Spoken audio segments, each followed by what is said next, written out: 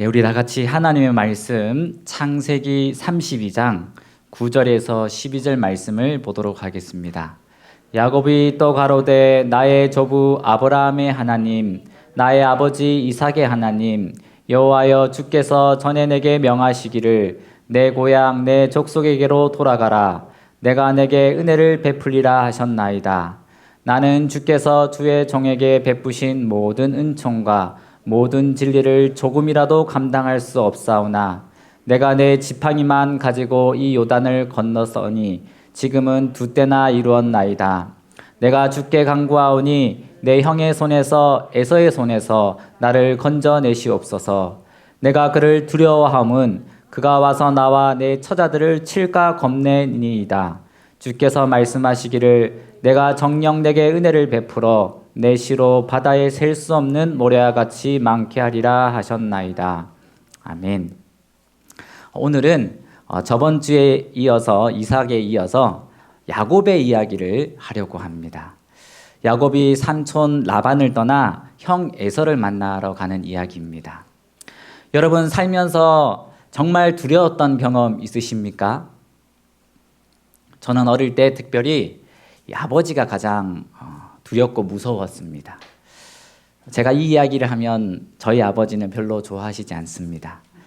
어릴 때 정말 많이 맞았습니다.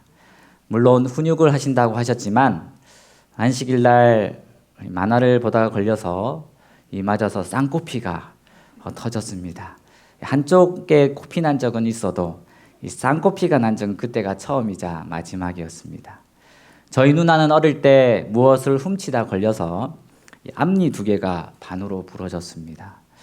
그래서 저는 이 꿈에서 귀신이 나오면 안 무서워했는데 아버지가 나오면 잠자고 일어날 때 등에 식은땀이 가득 젖어 있었습니다. 밖에서는 천사이셨는데 집안에서는 참 무서운 분이셨습니다. 그런데 아버지가 제가 중학교에 들어가자마자 때리지 않으셨습니다. 그 당시 기숙사 학교라서 한 달에 한 번씩 집에 가면 제 책상에는 책 한 권이 놓여져 있었습니다. 아버지께서 저를 위해 두신 것이었습니다. 참 잘 읽었던 기억이 있습니다. 그리고 중학교 2학년 때쯤이었던 것 같습니다. 어느 날 아버지로부터 손으로 쓴 편지가 학교에 도착했습니다. 저는 조심스럽게 뜯어보았는데 편지를 읽는 내내 눈물을 흘렸습니다.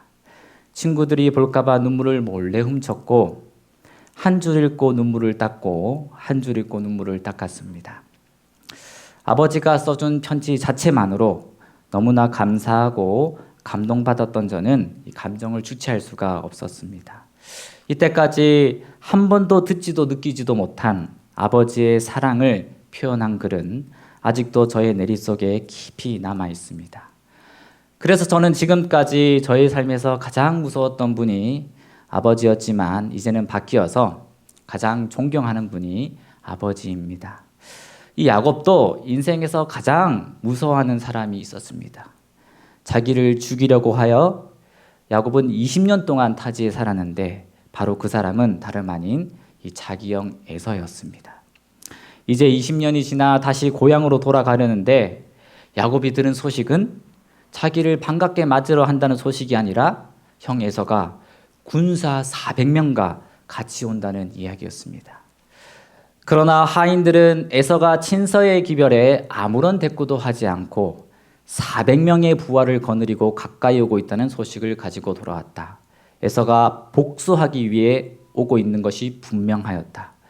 공포가 온 진영에 퍼졌다. 야곱은 심히 두렵고 답답하였다. 그는 되돌아갈 수도 없었고 앞으로 나가기도 두려워했다. 무장도 안 하고 아무 방비도 없는 그의 일행은 원수를 만날 아무런 준비가 되지 않았다. 그래서 이때 야곱이 어떻게 합니까? 자기 가족을 두 때로 나눕니다. 만약에 라헬 가족이 공격을 받으면 레아 가족이 도망을 가고 레아 가족이 침입을 당하면 라헬 가족이 도망가도록 말입니다. 그러나 이때 하나님만을 굳게 의지했던 야곱에게 주님이 베풀어 주신 은혜는 얼마나 큰지 모릅니다. 한번 보겠습니다. 야곱이 길르앗산으로 에서 남쪽으로 여행할 때에 두 무리의 하늘 천사들이 그를 앞뒤로 호위하고 마치 그의 일행을 보호하기 위한 것인 양 그 무리와 함께 전진하였다.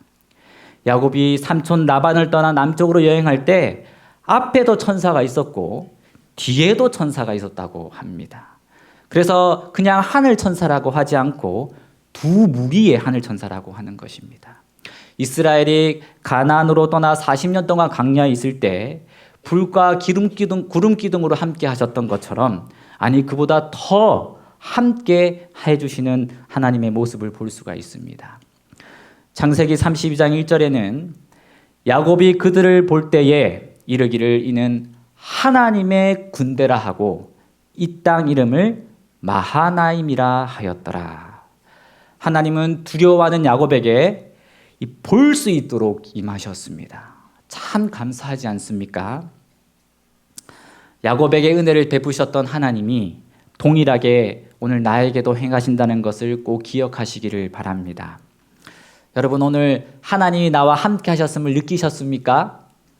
예, 힘들어할 때 힘주시고 어찌할 바 모를 때 지혜 주시고, 하나님은 오늘 내가 살 동안 항상 내 옆에서 나를 이끌어 주시고 내 등 뒤에서 밀어 주셨습니다. 여러분 맞습니까? 네, 맞습니다. 하나님은 나를 일으켜 주시고 내가 잘 때나 일할 때나 사람들을 만날 때나 밥 먹을 때나 또 지금 이 순간에도 함께 하십니다. 그런데 여러분, 어떻게 하나님이 이 야곱에게 특별히 앞, 뒤로 호위하는 이 천사 무리를 보낼 만큼 큰 은혜를 베푸실 수 있으셨을까요? 야곱은 어떤 자입니까? 죄인이지만 또 조금 후의 일이지만 이렇게 나온 것처럼 정말로 하나님 앞에서 사는 것처럼 그렇게 생활했습니다. 다시 말하면 하나님과 동행하는 이 삶을 살았습니다. 부조와 선지자에 보면 야곱은 깊이 겸비해야 되겠다고 느꼈다.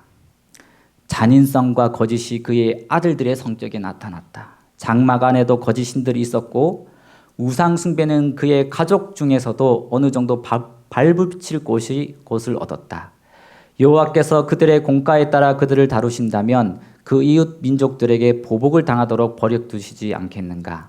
이 거룩한 곳으로 가기 전에 그는 그의 가족들이 우상 숭배의 부정에서 벗어나게 해야겠다고 결심하였다. 그러므로 그는 장막에 유하는 모든 사람에게 너희 중에 이방 신상을 버리고 자신을 정결케 하고 의복을 바꾸라. 우리가 일어나 베들로 올라가자. 나의 환난 날에 내게 응답하시며 나의 가는 길에 나와 함께 하신 하나님께 내가 거기서 단을 쌓으려 하느라고 지시하였다. 사랑하는 성도 여러분, 5월은 가정의 달입니다. 이 가정의 달은 감사하고 우리 가족을 소중히 여기는 달일 뿐 아니라 그리스도 안에서 사는 우리는 가정에 있는 우상들, 그리고 하나님이 보시기에 깨끗이 못한 것들을 버리고 하나님이 계신 베들로 가족과 함께 올라가는 달이 되어야 하는 것입니다. 사랑하는 성도 여러분, 가족들과 함께 주님 앞에 나오시기를 바랍니다. 하늘의 요구를 엄격하게 순종하면 영적 축복은 물론 현세의 축복도 받게 된다고 하나님이 약속해 주셨습니다. 내가 사랑하는 사람이 잘 돼야 되지 않겠습니까? 가장 내가 사랑하는 사람이 잘 되게 하는 방법은 이 주님 앞에 나오게 하는 일입니다. 하나님은 분명히 주님의 앞에 나오는 엄격히 순종하는 자에게 하늘의 축복뿐만이 아니라 또 순종할 때 이 땅의 축복도 받게 될 것이라고 분명히 말씀하셨습니다. 너는 축복의 근원이 될지라 하신 것은 여기 계시신 모든 분들에게 가지신 하나님의 뜻이고, 또 하나님은 그런 우리들에게 너가 어디로 가든지 함께 해주시겠다고 하셨습니다. 그래서 우리가 제일 먼저 해야 하는 것은 하나님의 요구와 뜻에 순종하는 자가 되어야 하는 것입니다. 야곱은 비록 죄인이었으나 그의 구주를 통하여 다시금 하나님과 친구가 될 수 있음을 깨달았다. 그는 기뻐하고 감사했다. 하나님은 이 은혜를 야곱에게 베풀어 주신 것처럼 우리에게도 베풀어 주시기를 원합니다. 누구든지 하나님은 주님께 돌아올 수 있는 통로를 열어놓으셨습니다. 이게 바로 예수님의 마음입니다. 야곱이 도망칠 때 이 두려워 떨며 꾸었던 그 꿈에 나타난 이 사닥다리는 이 누구를 상징하는 것입니까? 누구입니까? 그 사닥다리는? 맞습니다. 이 야곱의 꿈에 나타난 사다리는 하나님과 사람을 서로 연결해 시킬 수 있는 예수를 상징한다고 하셨습니다. 예수님은 오늘 우리가 하나님께 돌아갈 수 있는 방해가 되는 모든 것들을 이미 해결해 놓으셨습니다. 오늘 이 시간 여러분들의 모든 죄와 허물들을, 나의 모든 죄들을 주님 앞에 내려놓으시기를 바랍니다. 하나님께서 도와주실 것입니다. 한 번은 이 병원 총무과에 있는 김 선생님과 성경 공부를 하는데 기도를 가르쳐주고 마칠 때 기도를 시켰습니다. 그런데 기도할 때마다 참 머뭇거리는 부분이 있었습니다. 기도할 때는 5가지로 기도해야 된다고 가르쳤는데 첫 번째는 하나님의 이름으로 시작하고 감사해야 된다고 했습니다. 그리고 세 번째로는 용서하는 기도를 해야 된다고 했고, 네 번째 그제서야 내가 구할 하나님께 도와주세요를 말할 수 있고, 마지막으로 예수님 이름으로 기도합니다라고 했습니다. 처음 기도하는데 기도하는 도중 갑자기 멈추더니 자기가 오늘 죄를 짓지 않은 것 같은데 뭘 말해야 되는지 모르겠다고 말했습니다. 그래도 매번 시키니까 나중에는 어떻게 기도하냐면 제가 모르게 지은 죄가 있다면 용서해 주세요 이렇게 하는 것입니다. 참 순수했습니다. 그리고 조금은 안타까웠습니다. 왜 그럴까요? 왜 그러냐면 생애 빛에 보면 우리는 하나님의 사랑을 충분히 깨달을 때 죄가 얼마나 무서운지 가장 분명히 알게 된다고 하였습니다. 우리가 주님의 사랑을 충만히 깨달을 때 마음으로 미워하고 시기한 것뿐만이 아니라 예수님이 날 사랑하신 것처럼 나도 남을 진심으로 사랑하지 못한 것도 이 죄라는 것을 알게 되는 것입니다. 하나님의 사랑을 정말 충만히 깨달았던 이 야곱은 자기가 얼마나 죄인인지 알고 있었습니다. 그래서 그는 자기 죄를 다 용서해 주시는 그 축복을 해주시지 않으면 야복강가에서 하나님 갈 수 없다고 싸웠던 것입니다. 그가 야복강가에서 축복을 내려달라고 한 것은 이 세상이 말하는 축복이 아니었습니다. 그의 사랑하는 이들은 모두 멀리 떨어져 있었으며 그는 언제 위험과 죽음을 당하게 될지 알 수 없었다. 무엇보다 그의 마음을 가장 아프게 한 것은 무죄한 사람들에게 이런 위난을 몰고 온 것은 자기 자신의 죄라는 생각이었다. 그는 진지한 탄원과 눈물로 하나님 앞에 기도하였다. 이때 이런 야곱을 하나님은 이렇게 탄원하며 슬피 울며 기도하는 야곱에게 앞에도 천사, 뒤에도 천사무리로 호위해 주지 않았습니까? 저도 여러분들도 이 야곱과 같은 삶이 되기를 간절히 바랍니다. 야곱의 수많은 가족들이 이 야곱의 손에 생사가 달렸던 것처럼 어쩌면 우리 가족의 운명이 내 손에 달려있는지도 모릅니다. 나 자신의 잘못됨은 나만 멸망시키는 것이 아니라 우리 가족 전체를 멸망시킬 수 있다는 사실을 깨달으시고 하나님 앞에 전심으로 겸비하는 우리 저와 여러분이 되기를 간절히 바랍니다. 그리고 또 하나의 사실, 내 가족이나 내 사랑하는 사람의 죄는 그의 죄뿐 아니라 하나님이 그를 나에게 맡기셔서 나에게 책임지게 한 나의 죄이기도 합니다. 야곱이 고향으로 돌아가면서 밤마다 자지 않고 드렸던 기도가 오늘 우리가 읽었던 이 본문의 내용입니다. 나의 조부 아브라함의 하나님, 내게 은혜를 베풀리라 하셨나이다.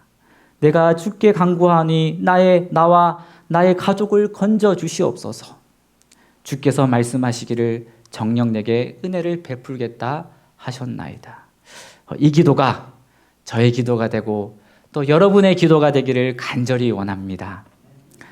우리의 희망은, 우리의 유일한 희망은 하나님께 있습니다. 여러분 혹 다른 데 있다면 하나님만을 나의 유일한 희망으로 삼으시기를 바랍니다. 야곱에게 자신을 나타내신 분은 언약의 천사 그리스도였다. 야곱은 이제 불구가 되어 격심한 고통을 느꼈으나 그가 잡고 있는 것을 놓으려 하지 않았다. 온전히 통회하고 상한 심령으로 그는 천사에게 매달렸다. 그는 축복을 탄원하면서 울며 그에게 간구하였다. 타지에서 기나긴 삶은 오히려 하나님을 더 찾도록 하였고, 순탄치 않았던 그의 삶은 하나님께 매달리는 원동력이 되었습니다. 그래서 이 야곱의 모든 삶은 하나님의 은혜를 더 많이 깨닫는 삶이 되었던 것입니다. 아브라함 링컨이 쓴 글 중에 내가 실패했다고 느껴질 때 드리는 기도라는 이 글을 썼습니다. 제가 읽어드리겠습니다. 주님, 저에게 무엇을 말씀하려고 하십니까? 실패는 내가 패배자라는 말은 아닙니다. 단지 내가 아직 성공하지 않았다는 것입니다. 실패는 아무것도 이루지 못했다는 것이 아닙니다. 어떤 중요한 것을 배웠다는 것입니다. 실패는 내가 어리석다는 것이 아닙니다. 시도할 충분한 믿음이 있었다는 것입니다. 실패는 내가 치욕을 받은 것이 아닙니다. 내가 감히 시도했다는 것입니다. 실패는 내가 그것을 가지지 못했다는 것이 아닙니다. 다른 방법으로 무엇을 해야 한다는 것입니다. 실패는 내 인생이 하급품이라는 것이 아닙니다. 내가 완전치 않다는 것입니다. 실패는 내 시간을 탕진했다는 것이 아닙니다. 내가 다시 해야 한다는 것입니다. 실패는 이제 내가 포기해야 한다는 것이 아닙니다. 더 열심히 해야 한다는 것입니다. 실패는 내가 결코 이룰 수 없다는 것이 아닙니다. 나에게 보다 인내가 필요하다는 것입니다. 실패는 주께서 나를 버렸다는 것이 아닙니다. 당신이 더 좋은 아이디어를 갖고 계시다는 것입니다. 아멘.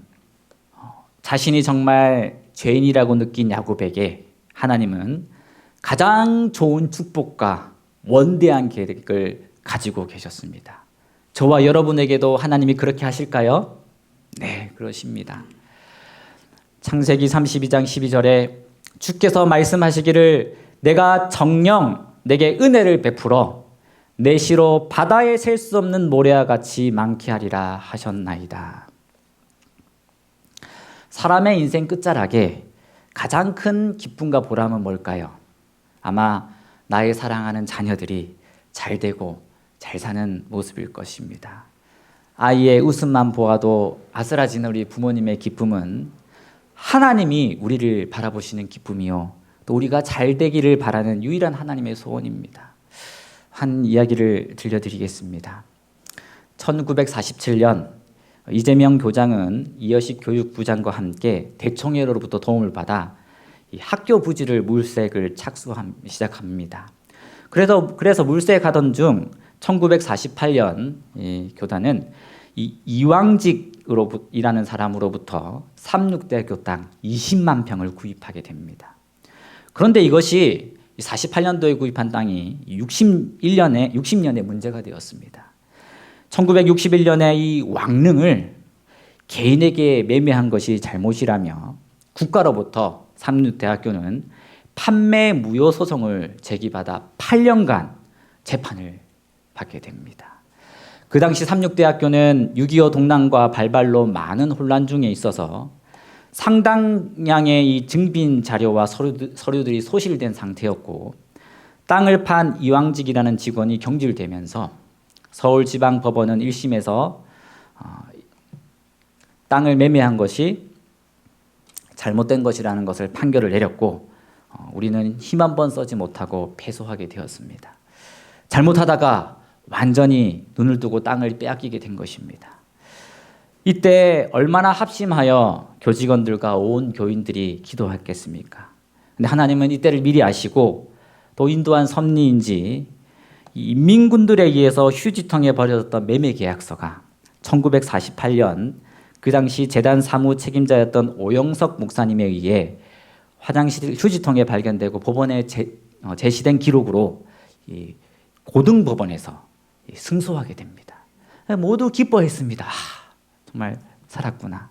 그런데 안도와 기쁨도 잠시 국가는 대법원에 항소하였고 고등법원의 판결은 파기되고 다시 법정 투쟁은 시작되었습니다. 그때 그 당시 증인이 될 수 있었던 많은 문화재 관리구 직원들은 다 외면을 하고 시시했습니다. 얼마나 또 우리들이 합심해서 기도했습니다. 그때 우리와 아무 관계 없었던 당시 필리핀 대사 이모 씨의 아버지인 이영훈 씨가 증인으로 서주었고 또 이 문화재관리청 서고재산 이 관리대장에서 21만 3천여 평의 대지 소유자가 이 삼육신학원이라는 이 문서를 찾게 됩니다. 정말 일주일간의 각고의 노력으로 문화재관리구 서재에 파묻혀 이잡듯이 지저댄 결과였습니다. 정말 재판이 결정되기 전까지 피말리는 순간이었고 촉각을 다루는 사건이었으며 싸움이었습니다. 이 자료를 찾아내고 이 8년간 힘든 법정 소송을 다 감내한 박기섭 장로님의 마지막 고백은 이렇습니다. 모든 것이 다 하나님의 은혜입니다. 이 말은 순간순간 붙들어 주시고 인도해 주신 분이 하나님이시며 만약 하나님이 능력이 도와주지 않았다면 도저히 우리 힘으로는 할 수 없었다는 이 고백입니다. 그런데 우리의 삶도 뒤돌아보면 그렇습니다. 한번 생각해 보십시오. 지금 내가 이 땅을 밟고 서 있을 수 있는 이유가 여러분 하나님의 사랑과 은혜 때문이지 않습니까? 지금의 내가 된 것은 나를 아는 모든 사람들의 기도 때문이요 또 하나님의 인도하심 때문입니다. 생애빛 21페이지에 보면 예수께서는 아버지의 보좌 앞에 인간의 모습으로 서 계신 우리의 희생제물이요 변호인이요 형제이시다. 인성을 쓰신 그분은 구원받은 인류와 영원히 함께 하실 것이다. 이 가정의 달, 이 기쁜 달에 성도 여러분의 가정이 화목한 가정이 될 뿐 아니라 하나님이 우리에게 표현하신 사랑에 감사하며 정말 다 함께 주님 앞에 나오는 그런 달이 되시기를 간절히 바랍니다. 분명 하나님은 하나님을 기억하고 순종하는 자에게 하늘의 축복과 가정의 축복 또 이 땅의 축복도 더해 주시라고 말씀하셨습니다. 부디 이 가정의 달에 하나님의 넘치는 축복 아래서 정말 주님을 기뻐하며 주님과 함께 교제하는 그런 행복한 달이 되기를 바라면서 오늘 말씀을 마치도록 하겠습니다. 아버지 하나님, 이 가정의 달에 하나님의 넘치는 축복을 허락해 주시고 또 우리를 돌보아 주셔서 감사합니다. 하나님, 혹 외롭고 또 주님의 돌보심이 필요한 자들이 있다면 오히려 그들에게 2배 넘치는 하나님의 사랑을 채워 주시옵소서. 이 세상에서 가장 큰 기쁨은 하나님과 함께하는 즐거움임을 고백합니다. 나의 죄를 용서하시고 나를 사랑하신 하나님께서 우리의 허물을 사하시고 우리의 마음을 고쳐주실 줄 믿습니다. 이 저녁 하나님의 평강이 주님의 사랑하는 백성들과 함께하여 주시옵시고 또 그 사랑으로 인하여 기뻐하고 즐거워하는 날이 되게 하여 주시옵기를 이 모든 말씀 예수님 이름으로 기도드립니다.